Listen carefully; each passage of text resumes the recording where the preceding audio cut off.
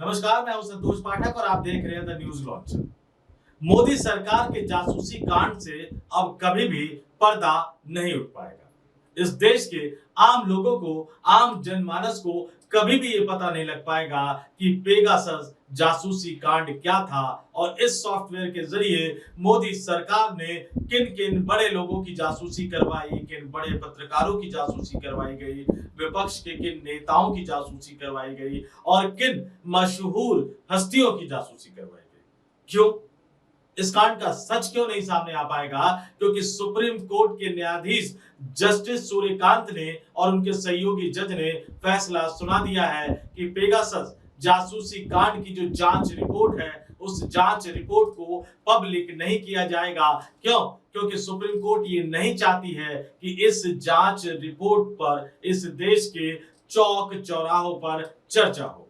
अब आप सोचते रहिए, सुप्रीम कोर्ट के इस फैसले के कई सारे मतलब और मायने निकालते रहिए, लेकिन सुप्रीम कोर्ट ने कह दिया तो कह दिया। और सुप्रीम कोर्ट ने क्या कहा? सुप्रीम कोर्ट ने कहा कि पेगासस जांच से जुड़ी रिपोर्ट जो कि जिसके सार्वजनिक करने की मांग लगातार की जा रही थी, इस पर सुप्रीम कोर्ट ने कहा कि इस पूरी रिपोर्ट को सार्वजनिक करने का सवाल ही नहीं उठता। हम इस रिपोर्ट को सड़क पर चर्चा का दस्तावेज नहीं बना सकते हैं। कोर्ट ने यह भी कहा, आगे कोर्ट ने यह भी कहा कि अगर किसी व्यक्ति को लगता है कि उसकी जासूसी हुई है और वह इस जासूसी कांड से प्रभावित है, तो कोर्ट उसकी सहायता करने की कोशिश करेगा।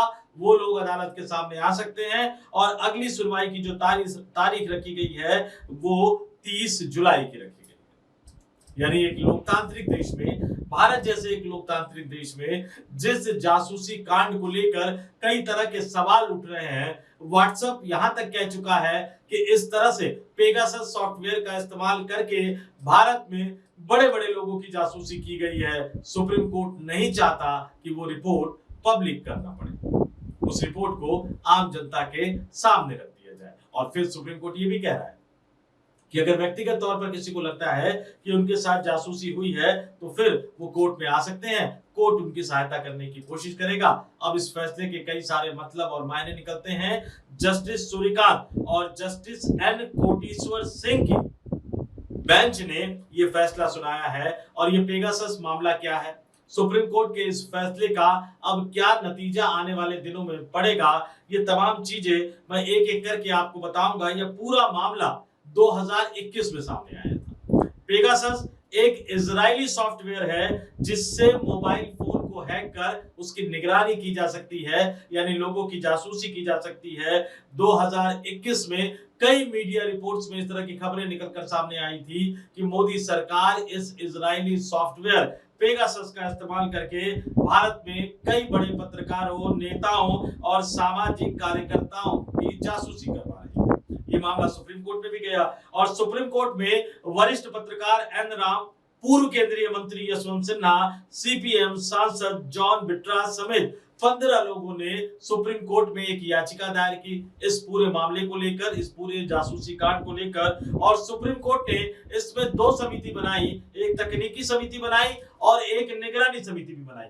और जो 3 सदस्यीय कमेटी, एक तरह से निगरानी समिति जो सुप्रीम कोर्ट ने बनाई, इस समिति के पूरे कामकाज पर निगरानी रखने के लिए भी सुप्रीम कोर्ट के पूर्व जज जस्टिस आर.वी. रविंद्रन को नियुक्त किया गया था।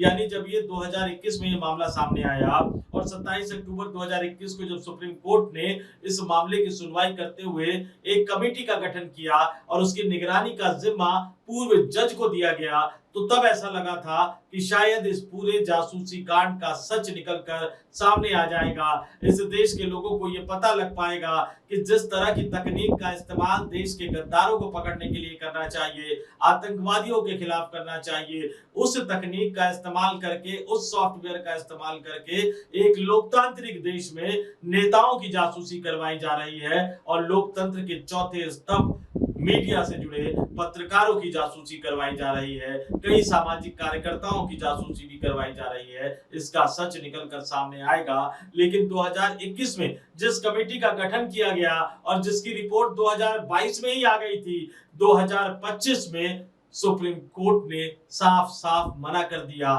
साफ साफ इनकार कर दिया कि उस रिपोर्ट को सार्वजनिक नहीं किया जा सकता है। 2021 में विवाद उठा, 2021 में ये मामला निकलकर सामने आया। 2021 में ही, अक्टूबर 2021 में ही सुप्रीम कोर्ट ने कमेटी बनाई। 2022 में इसकी रिपोर्ट आ गई। लगातार रह रहकर ये मामला उठता रहा और फाइनली 2025 में सुप्रीम कोर्ट ने जो फैसला दिया, उस फैसले पर भी कई तरह के विवाद अपने आप में खड़े किए जा सकते हैं, कई तरह के सवाल पूछे जा सकते हैं। सवाल सुप्रीम कोर्ट से भी कि अगर इस तरह की कोई रिपोर्ट आई है तो उसको पब्लिक करने में, उसको सार्वजनिक करने में क्या दिक्कत है, ताकि लोगों को ये पता लग सके, लोग ये जान सके कि इस देश में किस तरह से सरकार जासूसी करवाती। सुप्रीम कोर्ट ने जो कमेटी बनाई थी, उस कमेटी की रिपोर्ट का एक अंश ये भी है कि 29 लोगों ने अपने फोन जमा किए थे, जिनको ये शक था कि उनकी जासूसी करवाई जा रही है पेगासस सॉफ्टवेयर के जरिए। समिति ने ये माना कि उन 29 लोगों में से 5 लोगों के मोबाइल में मालवेयर पाया गया। हालांकि वो पेगासस है या नहीं, इसको लेकर स्थिति साफ नहीं थी, लेकिन यहाँ ये भी रिकॉर्ड पे रखना जरूरी है कि समिति ने सरकार पर, केंद्र की नरेंद्र मोदी सरकार पर उस समिति के साथ सहयोग नहीं करने का आरोप भी लगाया था। तो ये जांच रिपोर्ट में कई तरह के सवाल, मोदी सरकार की मंशा पर, मोदी सरकार की नीयत पर कई तरह के सवाल, और अब सुप्रीम कोर्ट का फैसला। और सुप्रीम कोर्ट का फैसला सिर्फ यहीं तक सीमित नहीं रहा। सुप्रीम कोर्ट ने सीधे सीधे ये कहा कि अगर देश आतंकवादियों की जासूसी करे तो इसमें गलत क्या है। ये सुप्रीम कोर्ट की टिप्पणी है और निश्चित तौर पर इसमें कुछ भी गलत नहीं है। अगर इस देश के गद्दारों की, देशद्रोहियों की, आतंकवादियों की जासूसी की जाती है तो इसमें निश्चित तौर पर कुछ भी गलत नहीं है। लेकिन जो याचिका दायर की गई थी, उस याचिका का जिक्र करते हुए याचिकाकर्ता की तरफ से पेश हुए वकील दिनेश द्विवेदी ने सुनवाई के दौरान अदालत से ये कहा कि सवाल ये था कि क्या सरकार के पास पेगासस सॉफ्टवेयर है, यानी स्पाईवेयर सॉफ्टवेयर है, जासूसी करवाने के लिए कोई सॉफ्टवेयर है, और क्या वह इसका इस्तेमाल कर सकती है। और वाकई सवाल यही था कि सरकार के पास इस तरह का कोई सॉफ्टवेयर है या नहीं, और अगर है तो क्या सरकार उसका इस्तेमाल करके जासूसी कर सकती है। आम लोगों पर, बड़े प्रख्यात लोगों पर सुप्रीम कोर्ट ने क्या कहा कि रिपोर्ट सार्वजनिक नहीं की जा सकती, वो तो मैं आपको बता ही चुका हूं। और आतंकवादियों के मसले पर कहा कि अगर आतंकवादियों की जासूसी की भी जा रही है तो इसमें गलत क्या है। और इसके साथ भी कोर्ट ये भी कहना नहीं भूली कि देश की सुरक्षा के साथ कोई समझौता नहीं किया जा सकता। बिल्कुल सही बात है। आम नागरिकों का संविधान के तहत निजता का अधिकार सुरक्षित रखा जाएगा। सुप्रीम कोर्ट के फैसले को थोड़ा सा विस्तार से मैं बता देता हूं कि सुप्रीम कोर्ट की पीठ ने कहा कि कोई भी रिपोर्ट जो देश की सुरक्षा और संप्रभुता से जुड़ी हो उसे छुआ नहीं जाएगा। लेकिन व्यक्तिगत तौर पर अगर कोई यह जानना चाहता है कि वह रिपोर्ट में शामिल है या नहीं तो उसे इसकी जानकारी दी जा सकती है। लेकिन रिपोर्ट को ऐसा दस्तावेज नहीं बनाया जाएगा कि सड़कों पर भी इसकी चर्चा हो। और बाद में इस पूरे मामले की सुनवाई को कोर्ट ने 30 जुलाई तक टाल दिया। कई गहरे सवाल। 2021 में जब यह मामला आया था तो मामला क्या था? मामला यह था कि केंद्र की नरेंद्र मोदी सरकार जासूसी करवा रही है, जिनसे सरकार को डर सता रहा था, क्योंकि सरकार सब कुछ अपने कंट्रोल में रखना चाहती है। सरकार खास तौर से उन लोगों पर निगरानी रखना चाहती है जो सरकार से सवाल पूछते हैं। इस देश के कई बड़े पत्रकार चूंकि सरकार से सवाल पूछते हैं, सरकार की नीति पर कई तरह के सवाल खड़े करते हैं, सरकार की मंशा पर कई तरह के सवाल खड़े करते हैं। क्या सिर्फ इस आधार पर इस देश की सरकार को उन पत्रकारों की जासूसी करवाने का अधिकार मिल जाता है? इस देश के विपक्षी दलों के नेता लगातार इस तरह की कोशिश करते रहते हैं कि वो सरकार को घेरे अलग अलग मुद्दों पर। और भारतीय जनता पार्टी जब विपक्ष में हुआ करती थी तो बीजेपी भी यही काम किया करती थी। और जाहिर सी बात है कि जब विपक्षी राजनीतिक दल सरकार को घेरने की कोशिश करेंगे तो वो पूरी कोशिश इस बात की करते हैं, या सत्ता के अंदर बैठे जो लोग असंतुष्ट होते हैं वो विपक्षी दलों तक कागज, डॉक्यूमेंट, दस्तावेज पहुंचाने की कोशिश करते हैं। घपले और घोटालों की खबरें इसी तरह से निकलकर सामने आती है। चूंकि मैंने भी 2 दशक तक फील्ड रिपोर्टिंग की है, तो जो भी घपले या घोटाले की खबर, जो गड़बड़ियों की खबर निकलकर सामने आती है वो इसी तरह से निकलकर सामने आती है। और अगर गड़बड़ हो रहा है, अगर घोटाला हो रहा है तो पत्रकार भी उसको दिखाएंगे। अगर ये चीजें कागजों के साथ निकलकर सामने आती है तो विपक्षी राजनीतिक दल भी इस मुद्दे को उठाएंगे। संसद से लेकर सड़क तक सरकार को घेरने की कोशिश करेंगे। जब बीजेपी विपक्ष में हुआ करती थी तो उनके नेता, कई नेता इसी तरह के कागजों को लेकर देश की सुप्रीम अदालत तक गए थे। तो क्या सरकार को उन पत्रकारों के साथ साथ उन विपक्षी नेताओं की जासूसी करने का भी हक मिल जाता है?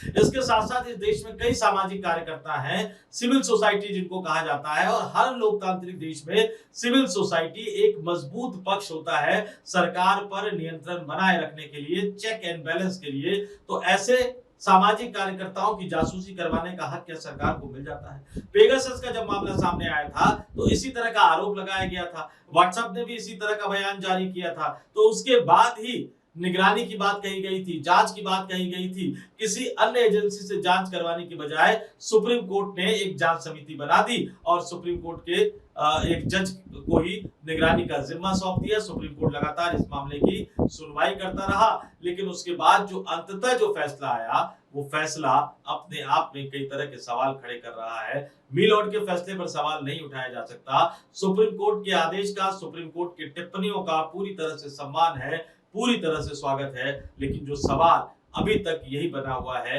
कि क्या भारत सरकार के पास, नरेंद्र मोदी सरकार के पास जासूसी करवाने वाला कोई स्पाईवेयर है? क्या पेगासस का सॉफ्टवेयर है? क्या पेगासस सॉफ्टवेयर के जरिए सरकार जासूसी करवाती है? और क्या सरकार को जासूसी करवाने का हक है? और मोदी सरकार अगर इस सॉफ्टवेयर के जरिए जासूसी करवा रही है तो किन किन लोगों की जासूसी करवा रही है? ये तमाम तथ्य इस देश की जनता के सामने आने चाहिए, लेकिन दुर्भाग्य से जस्टिस सूर्यकांत की बेंच ने अब इस पूरे मुद्दे को हमेशा हमेशा के लिए दफन कर दिया है। यानी इस देश की जनता के सामने अब पेगासस जासूसी कांड का सच कभी सामने नहीं आ पाएगा। तो इस वीडियो में इतना ही। मुझे यानी संतोष पाठक को दीजिए इजाजत। आप तमाम लोग देखते रहिए द न्यूज लॉन्च।